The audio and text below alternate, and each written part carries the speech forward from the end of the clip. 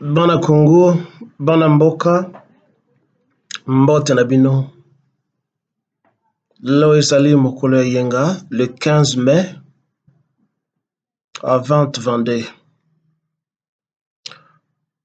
Mbote mwana mboka Claude Pero Luara na ba chroniqueur to ba communicateur mosusu ya mboka oyo baza na mboka pe oyo bazali libanda ya mboka. Ezali kamwa réaction mokuse mpona makambo Félix alobaki, mais surtout na maloba ya ndeko Pero Luara. Chers compatriotes, Pero Luara, bon dimanche à toi, bonne matinée, bonjour. Je venais de te suivre il n'y a pas longtemps, ce matin, à propos de ta réaction, de la façon dont les soi-disant gouvernements en place et leurs communicateurs s'acharnent sur toi. Je aimais quand tu as dit que toute la République s'est arrêtée, ils se sont mobilisés pour traquer un seul individu, un journaliste qui ne fait que son travail, le journaliste que tu es. C'est très bien. Courage et félicitations d'abord pour le travail d'éveil de conscience que tu abats en cherchant à réveiller les morts congolais qui sont vivants. Ce sont des cadavres ambulants, comme tu as utilisé le terme, toi et Alain Bolodjoa. C'est un pays, c'est un peuple comaté. Ils sont en état comaté, ils sont dans le coma. Et peut-être en utilisant cette méthode qui les électrocute, peut-être on peut réveiller soit le peuple, soit le pays. Il faut continuer à faire ce que tu fais. Sauf que, excuse-moi de ne pas vous regarder, vous les téléspectateurs, sauf que ce sont des histoires qui arrivent souvent quand on voudrait communiquer avec les gens et on oublie souvent d'atteindre son téléphone. Oh, mes excuses en tout cas.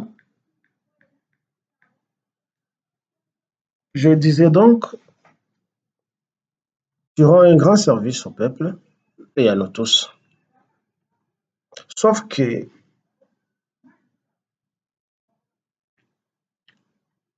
ça ne demande pas à des gens d'être très observants et très exégètes pour comprendre que tu te noies quelque part. Et c'est un conseil que je te donne de faire très bien ce travail des journalistes dans la droiture, sans exposer un côté teinté de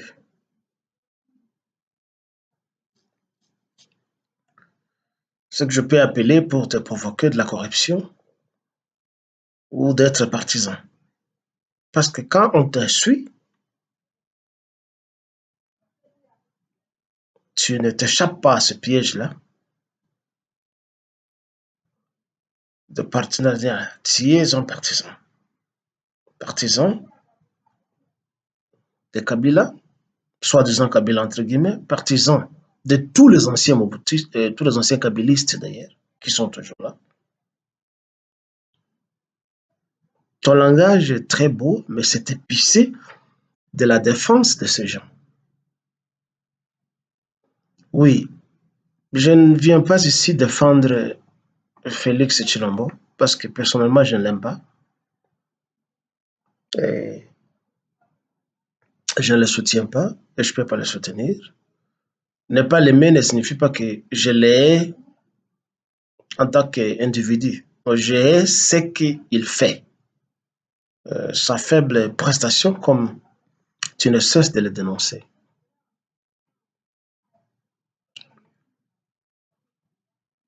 Nous devons d'abord savoir que Félix a hérité de tous les maux que ses prédécesseurs ont commis, entre autres celui qui lui a remis le pouvoir et Laurent Désiré Kabila. Mais au moins, il y a une petite différence avec Laurent Désiré Kabila qui s'est soulevé à un certain moment, à une certaine étape de sa carrière en tant que président. Mais surtout de Hippolyte Kajambere Kanambe. La faute, oui, nous pouvons l'incomber sur Félix, mais la faute incombe aussi à nous tous.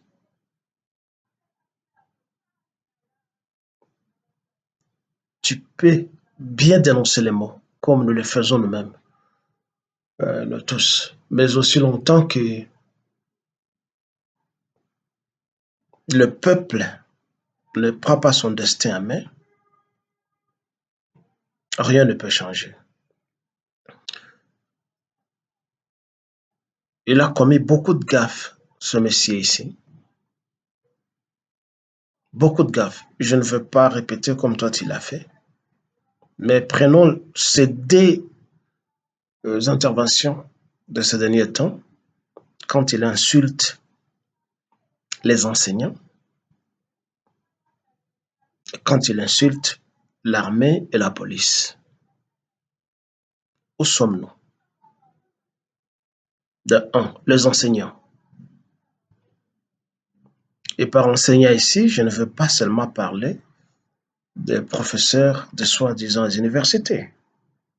Parce qu'au Congo, on croit que n'est professeur que celui qui enseigne à l'université. Pourtant, le verbe est le même et commun, c'est enseigner.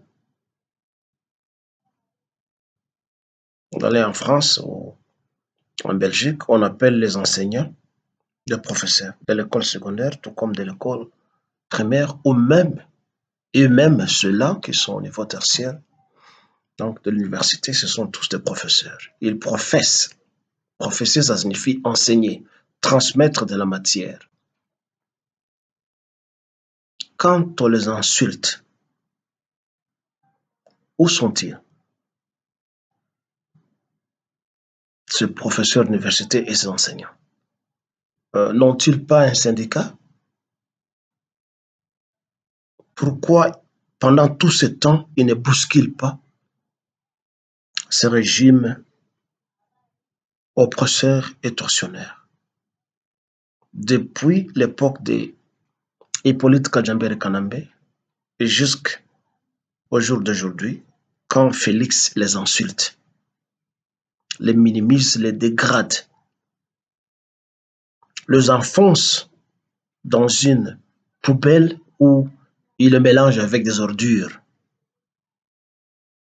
Où sont-ils? Pourquoi ne descendent-ils pas dans la rue? Preuve qu'ils n'ont pas réellement cette matière. Ce sont nos enseignants qui nous ont tous enseignés. Mais qu'attendent-ils pour descendre dans la rue et paralyser parce ils ont le pouvoir? L'éducation, l'enseignement dans un pays, c'est la base de tout pays au monde. Sans enseignement, sans éducation, le pays ne vaut rien. Mais quand ceux-là qui dispensent ces enseignements ne comprennent rien et ne peuvent pas défendre leur profession, réellement, on peut donner raison à Félix que ces enseignants ne valent rien et n'ont pas de la matière. La matière ici n'est pas seulement celle qui est pédagogique, mais la profession, la dignité qui entoure, qui décore le métier d'enseignant, la profession d'enseignant, je veux dire. Ils ne réagissent pas, ils n'ont pas de syndicat, ils ne peuvent pas descendre dans la rue, ils ne peuvent pas, par exemple, s'absenter des campus universitaires, des écoles pendant 1 mois, 2 mois, 3 mois et paralyser le gouvernement. Pourquoi ils ne réagissent pas? C'est parce qu'ils n'ont pas de la matière. Ils ne comprennent pas pourquoi ils sont là. Ils n'ont pas de la matière. Oui, nous savons que c'est le gouvernement qui doit mettre tout le monde dans de bonnes conditions pour travailler, afin de ne pas tomber dans l'hypnose, de ne pas tomber dans l'état comaté, comme tu l'as dit. Nous savons que c'est la tâche du gouvernement pour arranger et améliorer les conditions de vie de tout le monde. Nous savons ça. Mais le peuple, si réellement nous sommes dans la démocratie, le peuple ayant le pouvoir en main, qu'est-ce que ce peuple attend pour réagir et démolir les pouvoirs qui les oppressent? Le peuple est absent au rendez-vous de la défense de la démocratie et de la réclamation de leurs droits. Et ce peuple, commençons par les enseignants eux-mêmes. Ils manquent de la matière, ils manquent de réflexion pour raisonner qu'ils doivent défendre, ils doivent mourir pour leur profession. Ils ne sont pas des bébés qu'on doit venir dorloter. Les enseignants, ce sont ceux-là qui tiennent les flambeaux de la connaissance dans un pays. Ils tiennent ce flambeau. Et quand ils ne veulent plus illuminer la population de rieurs, et alors cette population qui est plongée dans le noir ne retrouvera jamais son chemin.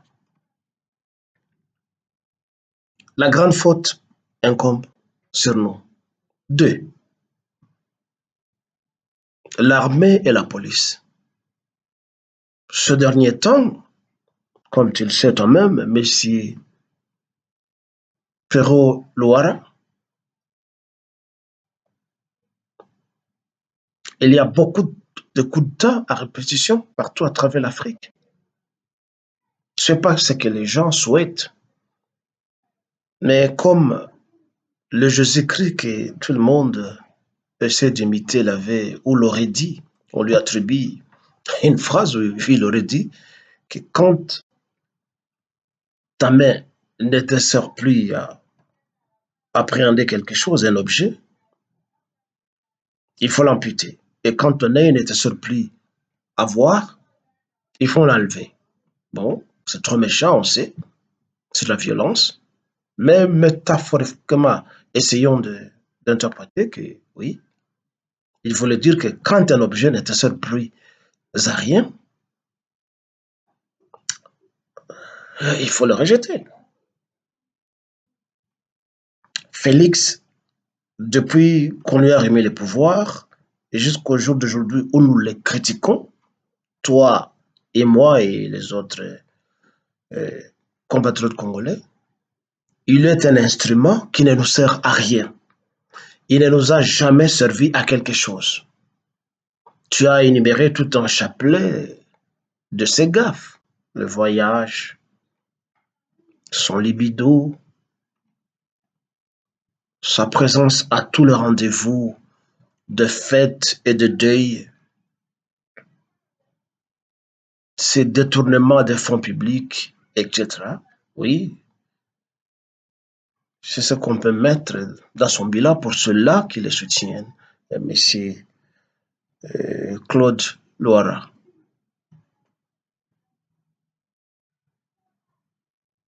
Mais quand il insulte l'armée ou la police qui n'existe presque pas, que font les éléments euh, de cette armée et de cette police pendant que dans d'autres pays du monde, surtout sur notre continent en Afrique,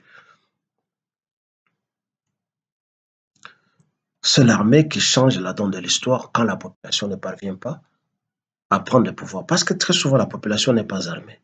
Mais la police et l'armée sont armés et ils connaissent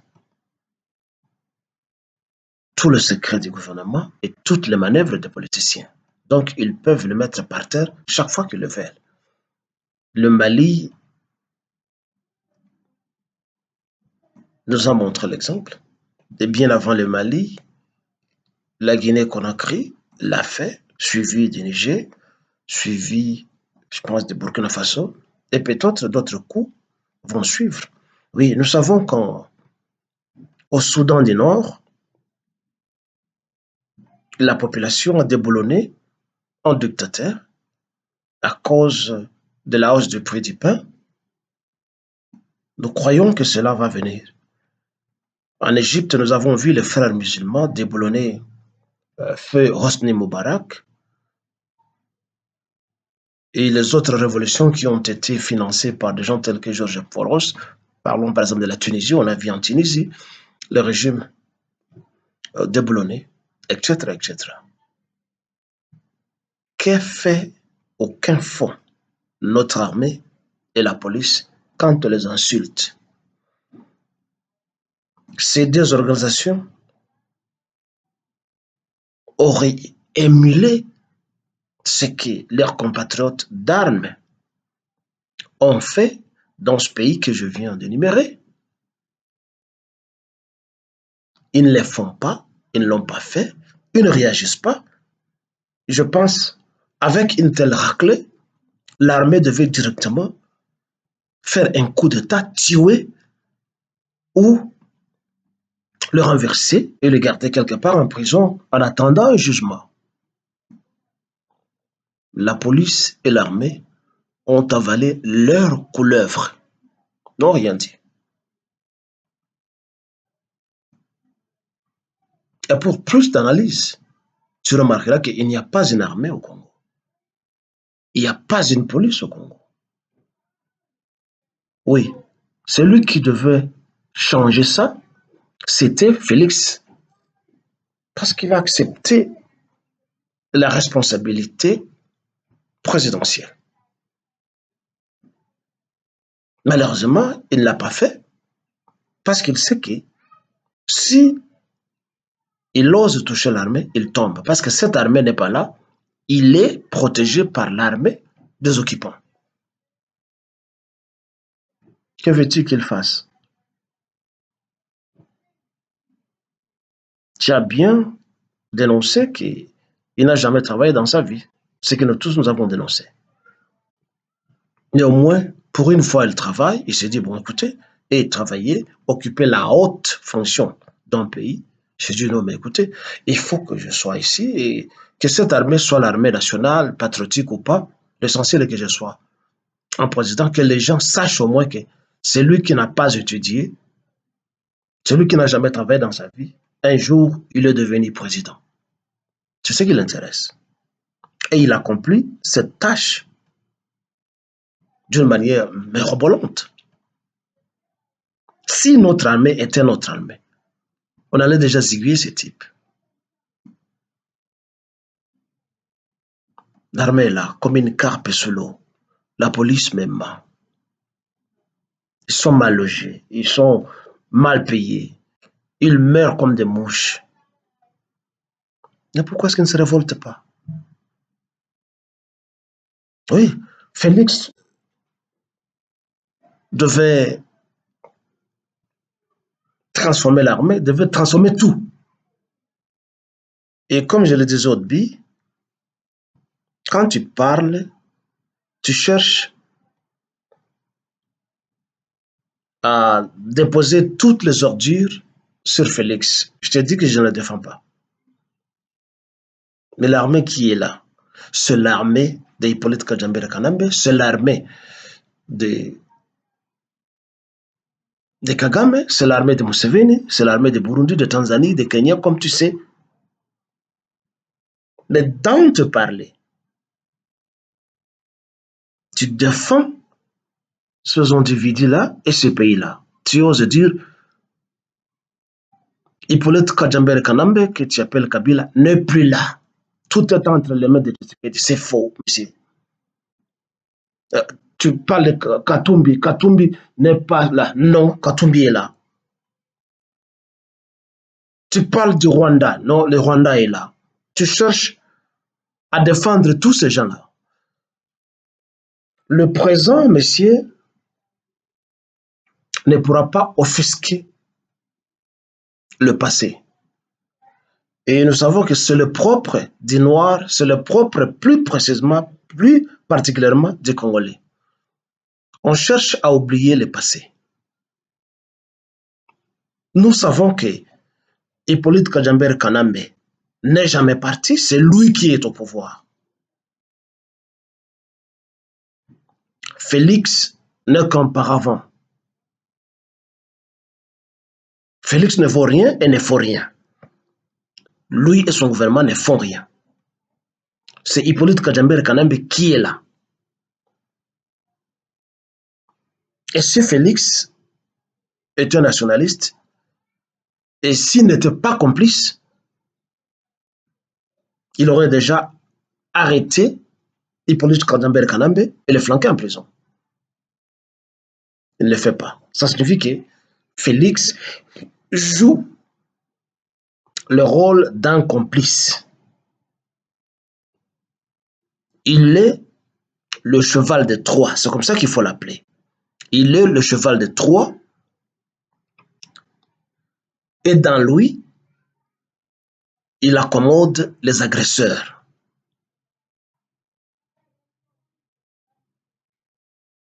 Parce qu'il est faible. Le choix des occupants, des envahisseurs et des agresseurs a été le meilleur. Ils ont choisi un traître, un vaurien, comme tu l'as appelé, tu l'as peint avec beaucoup d'adjectifs. Tant mieux, on accepte tout ça, c'est ce qu'il est. Mais disons la vérité, monsieur Peroloir, ce n'est pas Félix qui gouverne. Ce n'est pas Félix qui gère. Ce sont les occupants qui gèrent.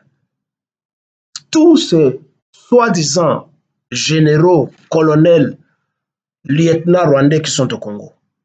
Pourquoi tu ne parles pas de ces gens-là? Ce sont ceux-là qui tiennent la manette du gouvernement. Ce n'est pas Félix. Félix est un bouffon. Pourquoi tu cherches à offusquer des criminels tels que l'entre guillemets Hippolyte Kajambere Kanambe et sa femme? Pourquoi tu défends des gens tels que des étrangers, tous, tels que Matata Mponyo? Si toi tu ne connais pas Matata Mponyo, retiens que nous le connaissons, qu'il est rwandais de père et de mère.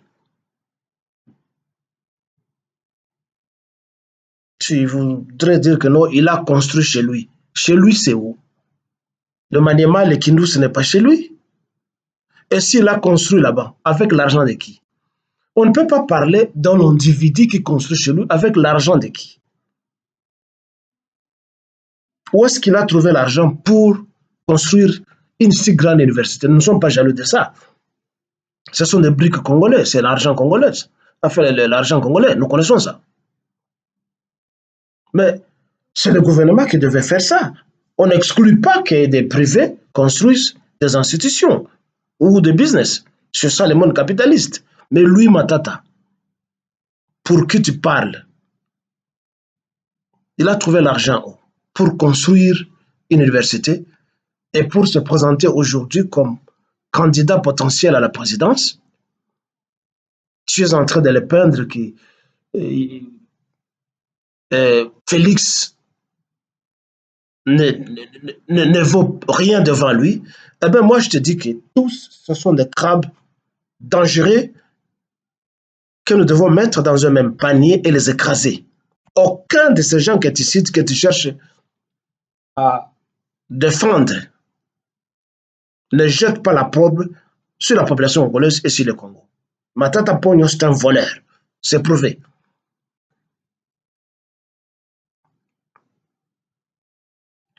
Kamere, c'est un voleur. C'est prouvé.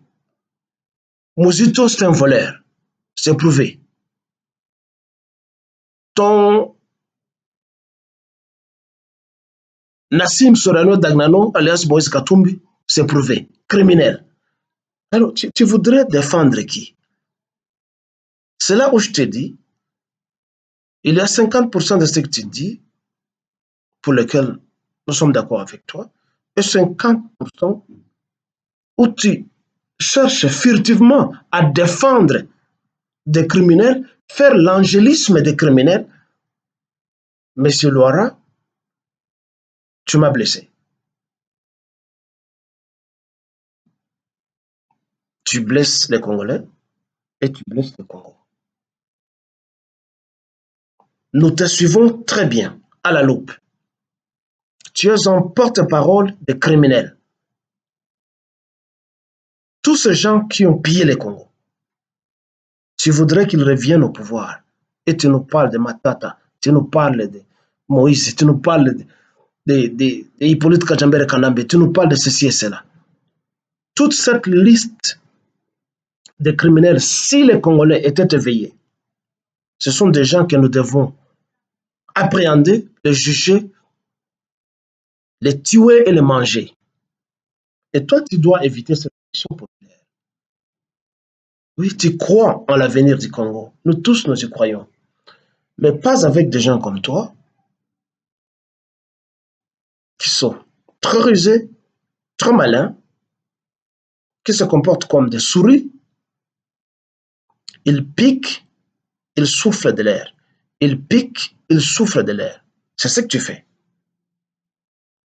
Tu démolis Félix et petit à petit, tu défends d'autres criminels qui sont dans le même panier avec Félix. Eh bien, nous n'avons pas le choix. Tous, ce sont des criminels. Félix, Kanambe et les autres sont tous des criminels. On n'en veut pas. Et on n'en a jamais voulu. Et derrière ces gens, quand tu parles, nous te demandons d'aller plus loin dans ce que tu appelles analyse. Le Rwanda, le Burundi, l'Ouganda et les autres, ce sont des chiens de guerre. Tu sais toi-même que ces pays n'ont pas la puissance ni le pouvoir de mettre à genoux un pays tel que le Congo si le Congo était dirigé par des gens comme moi et peut-être des gens comme toi si tu as l'ambition de devenir président. Moi, j'ai cette ambition. Tu sais ça. Alors, dans ta critique, dénonce les sponsors de ça.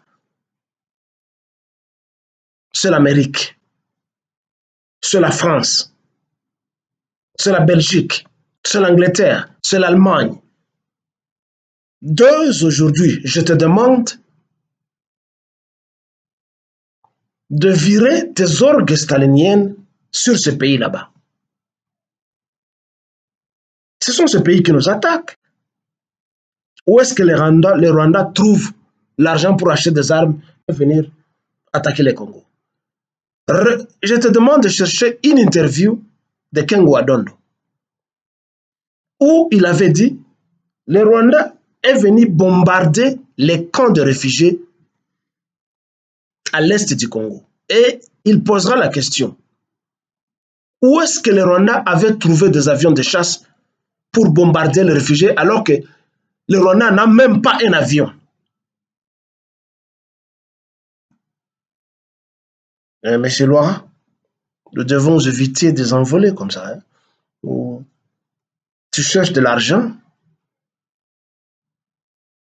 parce que tu défends la cause d'une clique de criminels.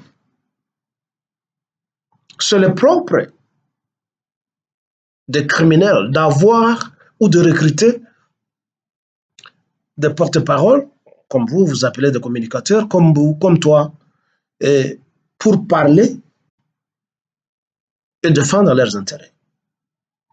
Tu dois savoir que celui que tu défends, Moïse Katumbi, cherchait à me recruter moi, qu'il est là. Excusez-moi, je ne m'étais pas présenté. J'ai des correspondances avec Louis. Louis est l'intrigant Kyungwa Kumwanza. Ils m'ont recruté pour que je devienne un autre communicateur pour eux. Et au fond, ils voulaient me tuer. Et avant toi, il y a eu d'autres, de François Kalombo, de Mike Mukebayi, et ceci et cela, nombreux. Parce que ces gens cherchent à cacher leurs crimes et à être défendus parce qu'ils ont de l'argent. Ils recrutent des communicateurs. Vous vous appelez des communicateurs au Congo. Je ne sais pas ce que ça signifie communicateur. Le jargon politique dit de porte-parole. Et avec le temps, il va te laisser ou il va te tuer. Il l'a fait avec Kadiombo. Ce sont des incompétents comme Félix Chilombo. Kanambe ne peut pas se défendre. C'est un perroquet. Moïse Katumbi, alias Nassim Sorano Dagnano, ne peut pas se défendre. Ils n'utilisent que leur argent qu'ils ont volé et qu'ils volent pour chercher à convaincre l'opinion tant nationale qu'internationale. C'est pas ça la compétence managériale, messieurs. Alors, je te conseille, en tant que grand frère, en tant que compatriote, je t'admire, je t'estime beaucoup, et je te conseille de verser un peu de l'eau dans ton vin, que tu ne sois pas utilisé par une bande de criminels. Tous ceux qui te sponsorisent sont tous des criminels.